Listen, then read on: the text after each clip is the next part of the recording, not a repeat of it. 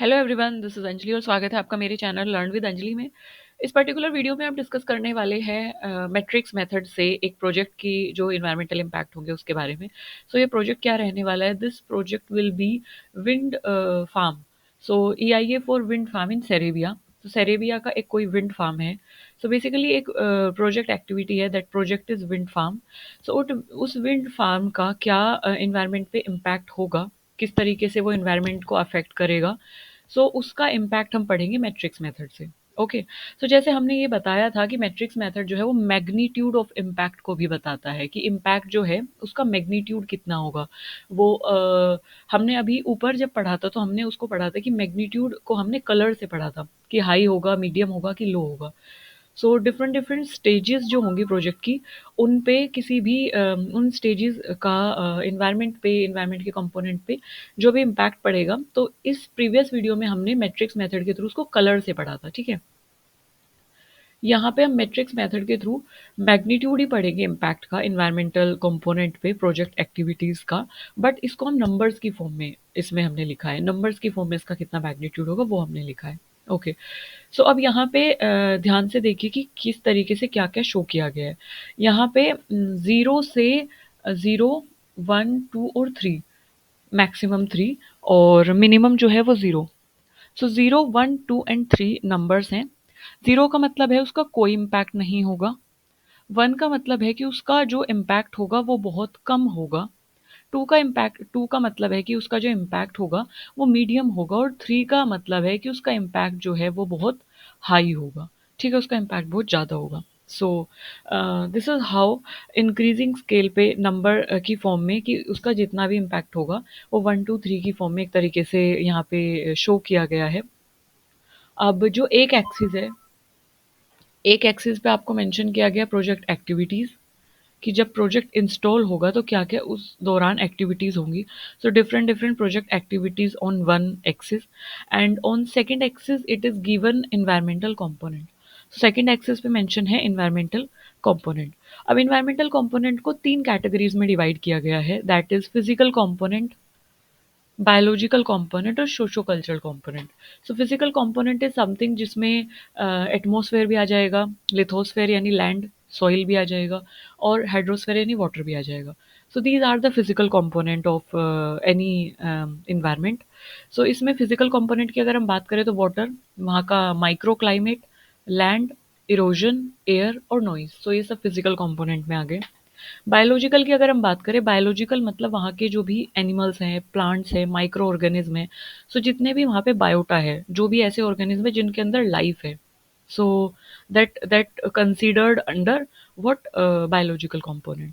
So that is flora, वहाँ की जो फ्लोरल स्पीसीज हैं, जो कि वहाँ की प्लांट स्पीसीज है, फोना एनिमल स्पीसीज है, ऑर्नेंथोफोना बर्ड स्पीसीज जो हैं, चिरेट्रो पैटर्न जो भी रेप्टाइल्स वगैरह, और यू कैन से वो सारी स्पीसीज़ हैं, और वहाँ के जो भी बैरियर्स हैं और जो भी कॉरिडोर्स हैं। So corridors basically wild life corridors होते हैं जिनके थ्रू वाइल्ड लाइफ एक जगह से दूसरी जगह मूव करती है। सो वो सारी चीज़ें। इसके अलावा सोशो कल्चरल कंपोनेंट की अगर हम बात करें तो socio cultural is something related to जो सोसाइटी के पर्सपेक्टिव से भी बात हो और कल्चरल पर्सपेक्टिव से भी बात हो। तो सोशो कल्चर में हमारा आ जाता है लैंडस्केप। लैंड यूज़ पैटर्न कैसा है वहाँ का, मतलब वहाँ की जो लैंड है वो एग्रीकल्चरल पर्सपेक्टिव से किस तरीके से वो उसको यूटिलाइज कर रहे हैं। इकोनॉमी कैसी है वहाँ की। कल्चरल हेरिटेज, क्या वहाँ पे कोई ऐसा मंदिर है, क्या वहाँ पे कोई ऐसे पेड़ है, क्या वहाँ पे कोई ऐसे सेक्रेड ग्रूव्स हैं जो लोगों की भावनाओं से जुड़े हैं। सो दैट इज मतलब cultural heritage. Accidents, so that is something related to social perspective. So socio cultural component में ये सारी चीज़ें आ जाती हैं। सो इनको किस तरीके से शो किया गया है, जैसे प्रोजेक्ट एक्टिविटीज़। अब जब विंड फार्म इंस्टॉल होगा, जब विंड फार्म कंस्ट्रक्ट होगा, तो डिफरेंट डिफरेंट प्रोजेक्ट एक्टिविटीज़ वहाँ पे होंगी, जैसे कि प्लेसमेंट ऑफ विंड, विंड का प्लेसमेंट, टरबाइंस का placement of wind turbine, sorry, wind turbines का प्लेसमेंट, क्योंकि मेन विंड टरबाइन ही है, विंड टरबाइन से इलेक्ट्रिसिटी जनरेशन होगा विंड फार्म में। कॉलम्स का foundation, use of building material का use, substation construction, transmission line construction, internal road का construction, construction of operation of construction equipment, waste material का treatment और प्रोजेक्ट एक्सप्लॉयटेशन। सो ये सारी चीज़ें हैं जो कि प्रोजेक्ट एक्टिविटीज़ में कंसिडर्ड होती है, ये सारी प्रोजेक्ट एक्टिविटीज़ हैं। और इन प्रोजेक्ट एक्टिविटीज़ का अलग अलग environmental component, physical, biological, socio economical, socio cultural, इन पे क्या इम्पैक्ट हो रहा है उसको हम नंबर्स की फॉर्म में देखेंगे। अगर ज़ीरो है तो मतलब कोई इम्पैक्ट नहीं है, वन है तो मतलब कि सिग्निफिकेंट या कम इम्पैक्ट है, टू है मतलब मीडियम इम्पैक्ट है that can not be reverse, और थ्री है तो हाई इम्पैक्ट है, बहुत ज़्यादा। तो अगर हम देखें तो placement of wind you can see, as you can see in the different different project activities का वाटर पे कोई इम्पैक्ट नहीं है, ठीक है, ज़ीरो इम्पैक्ट। माइक्रो क्लाइमेट पे भी कोई इम्पैक्ट नहीं है, माइक्रो क्लाइमेट मतलब उसी एरिया का जो क्लाइमेट है, जो वेदर है उस एरिया का, छोटा एरिया का जो क्लाइमेट है, छोटा एरिया जो है वो किस तरीके का क्लाइमेट शो कर रहा है, क्या वो गर्म इलाका है, क्या वो ठंडा इलाका है, what type of climate is that. तो बेसिकली कन्फाइंड प्लेस का जो क्लाइमेट है उसको हम माइक्रो क्लाइमेट बोल रहे हैं।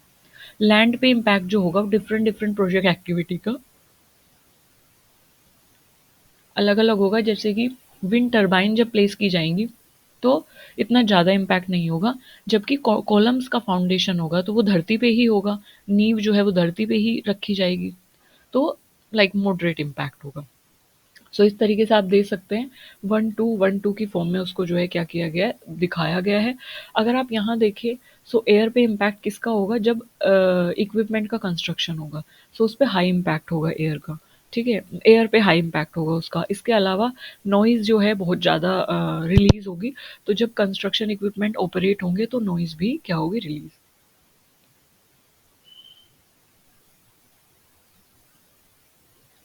So you can see in the picture कि डिफरेंट डिफरेंट प्रोजेक्ट एक्टिविटी को 1 0 1 2 3 से शो किया गया है।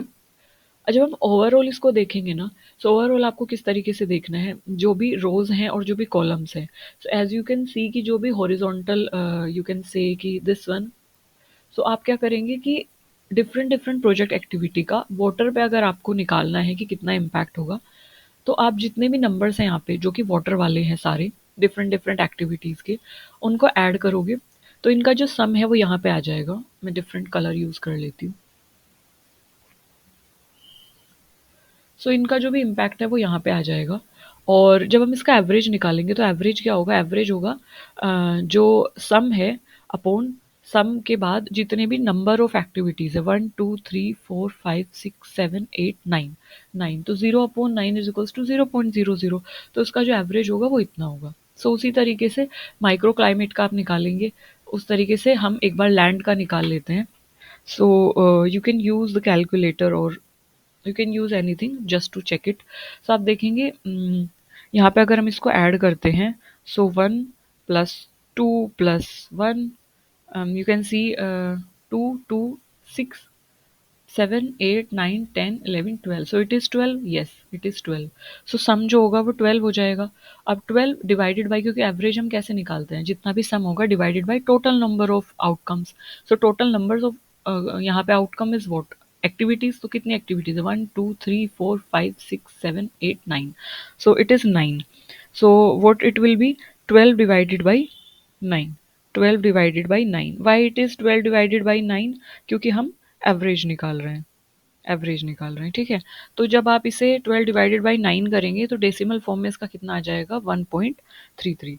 तो this is how you can what how you can find out कि किसी पर्टिकुलर कंपोनेंट पे अलग अलग एक्टिविटी का क्या इम्पैक्ट होगा। सो जैसे आप देख सकते हैं अलग अलग एक्टिविटी का वाटर पे तो कोई इम्पैक्ट नहीं है, माइक्रो क्लाइमेट पे कोई इम्पैक्ट नहीं है, बट लैंड पे कितना इम्पैक्ट हो रहा है, 1.33। तो आप यहाँ पे देखेंगे जो एवरेज हमने निकाला है वो किसकी रेंज में है, वो 1 से 3 की रेंज में ही है।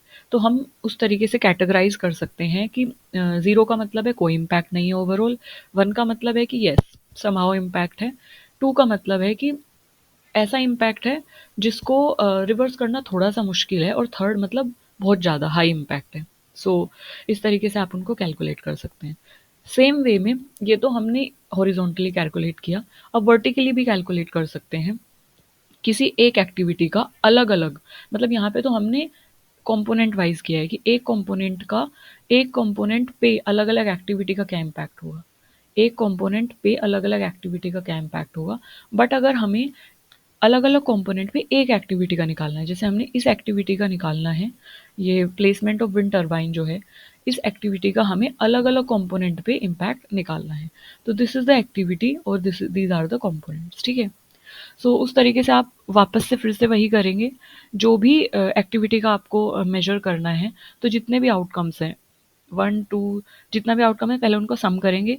1 2 3 4 5 6 7 8 9 10 11 12 13 14 15। Okay, so this is 14, so this is 15, sorry, this is 15. So 15 is the sum. Okay, this is what you call cumulative values for IF according to environmental factors. So this is cumulative value. Cumulative मतलब sum. सो एक activity का different different जो भी environmental component है उन पे क्या impact होगा, तो उसको आपने सम किया, दिस इज द सम। उसके बाद आप इसका एवरेज निकालेंगे। तो सम एवरेज क्या होता है, जितना भी सम किया divided by total number of outcomes. तो टोटल नंबर कितने हैं, 1 2 3 4 5 6 7 8 9 10 11 12 13 14 15 16। So this will be like 15, this will be 15 divided by 16. Okay, so this will be 15 divided by 16, तो आंसर आ जाएगा 0.9 0.9375 समथिंग, इसका कुछ आंसर होगा। सो आप 2 डेसिमल तक ले सकते हैं, 0.93। सो यहाँ पे हमने दो चीज़ें देखी कि अलग अलग एक्टिविटी का एक ही कंपोनेंट पे किस तरीके से आप निकाल सकते हो, आपने सम किया और एवरेज लिया है ना। उसी तरीके से अलग अलग कंपोनेंट पे एक एक्टिविटी का क्या इम्पैक्ट होगा। सो आपने सम किया और एवरेज निकाला। सो वहाँ से आप देख सकते हैं टोटल अगर आपको निकालना है कि कितना होगा, आईएफ फैक्टर कितना होगा, इम्पैक्ट फैक्टर बेसिकली, आईएफ मतलब इम्पैक्ट फैक्टर। सो टोटल इस प्लांट का इम्पैक्ट फैक्टर कितना होगा ओवरऑल, तो उसको आप कैसे निकाल सकते हो, उसको आप निकालोगे what you have to do, जो भी एवरेज है, जो भी एवरेज है एक बार उसको कैलकुलेट कर लेते हैं। This is what 0.93, and we have to 0.93 plus 0.87 plus 0.50 plus 0.75 plus 0.56, 0.50 plus 1.12 plus 1.12 plus 1, and we have to divide it by how many numbers are there, 1 2 3 4 5 6 7 8 9, so it is 9. So we have to divide it by 9, and this is like yes, this is 0.82. So yes, this is the total impact factor. और ये आपने कैसे निकाला, जो भी average थे, average का भी आपने एवरेज कर दिया। सो जो भी एक्टिविटीज़ हैं, अलग अलग एक्टिविटीज़ हैं, अलग अलग इन्वायरमेंटल कंपोनेंट पे उनका क्या इम्पैक्ट होगा वो हमने देख लिया है। और हमने ये भी देखा कि एक ही इन्वायरमेंटल कंपोनेंट पे अलग अलग एक्टिविटी का क्या इम्पैक्ट होगा। तो हमने एवरेज इसी का क्यों लिया इम्पैक्ट फैक्टर निकालने के लिए, क्योंकि हम यहाँ पे एक्टिविटी वाइज देख रहे हैं कि पर्टिकुलर एक्टिविटी का इन्वायरमेंटल कंपोनेंट पे क्या इम्पैक्ट होगा। तो इसलिए हमने इनका एवरेज लिया है, हमने इसका एवरेज लिया है, ठीक है। So this is the impact factor. So you can see कि this is how we can calculate, this is how we can calculate कि हमने मैट्रिक्स मेथड के थ्रू जो सेरेबिया का विंड फार्म है, उस प्रोजेक्ट का क्या इन्वायरमेंट पे इम्पैक्ट होगा, और हमने उसका मैट्रिक्स मेथड से इम्पैक्ट निकाला है, इम्पैक्ट फैक्टर निकाला है। So this is how you can calculate the things, और this is simple metrics, metrics method के थ्रू हमने ये calculate किया है। If you have any query, please feel free to ask me in the comment section. I will be more than happy to cater that. तब तक के लिए अपना ध्यान रखिए, हंसते रहिए, मुस्कुराते रहिए, पढ़ते रहिए, and learning should never be stopped. So stay curious, keep learning, keep growing. Thank you for listening me so patiently. Bye bye.